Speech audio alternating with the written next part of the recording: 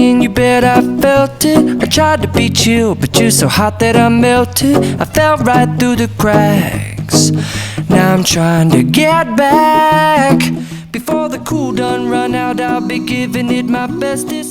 In the book Seeing Like a State, How Certain Schemes to Improve the Human Condition Have Failed, James C. Scott explores this idea. He argues that Mētis, a term that refers to the practical skills and acquired intelligence that are typically generated through practice and local experience, has proven to be more effective and successful when applied in the real world than techne, which refers to universal knowledge that is acquired through written text. In order to prove this point, Scott points to examples of authoritative, high modernist schemes that inflicted an inadequate set of instructions with the aim of creating a successful social order in struggling communities. He claims that by themselves, the simplified and impersonal rules could never generate a functioning community, city, or economy, since the knowledge of how to apply and pursue these activities and skills is not given in a knowledge of them. Scott also argues that generic, simplified rules often ignore and suppress the practical skills and experiences that underwrite any complex activity. Expanding on this point, he claims that acquiring and mastering practical skills depend more heavily on informal local understandings and improvisations rather than upon formal and generic work rules, since applications of them require specific adjustments for varying local conditions that tend to be mutable, indeterminate, and particular. With that said, Scott emphasizes that locality, observation, and practice are key aspects in successfully learning the skills of Mētis. Leadership Initiatives is a nonprofit organization that embodies this concept. Created in 2003, Leadership Initiatives works to create economic freedom and self-independence for millions through local business creation.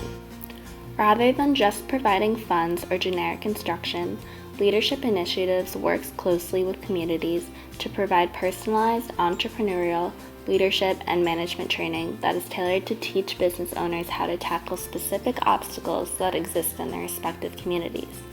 Through 9 weeks of intensive hands-on practical training, experienced mentors build upon the business owner's prior skills and knowledge so that these emerging leaders can learn how to run their own businesses in their specific fields. For the purposes of this project, I had the opportunity to read examples of Leadership Initiatives lesson plans to see how the organization incorporates Mētis into their curriculum. You may have noticed that many of these points contain the word community. This ultimately reiterates the point that Leadership Initiatives is focused on tailoring and customizing the curriculum so that it incorporates local knowledge and specifically addresses the needs of the rising business owners' communities. To further prove this point, I'm going to analyze a business that has emerged in the fish farming industry. Located in Bauchi State, Nigeria, this particular fish farming business is owned by Shehu Gagare. Prior to opening his business, Shehu relied on subsistence farming to make a living. He originally learned the fish farming trade through practical methods that were demonstrated by 2 local men who worked for the Ministry of Agriculture. Despite his experience and knowledge in the fish farming field, Shehu lacked the qualifications to earn a large salary, which made providing for his family a struggle. With that said, Shehu decided to apply to Leadership Initiatives so he could learn how to start his own fish farming business. Not only would this business assist him in attaining a more substantial salary, but it would ultimately address the needs of his community, such as malnutrition and underemployment.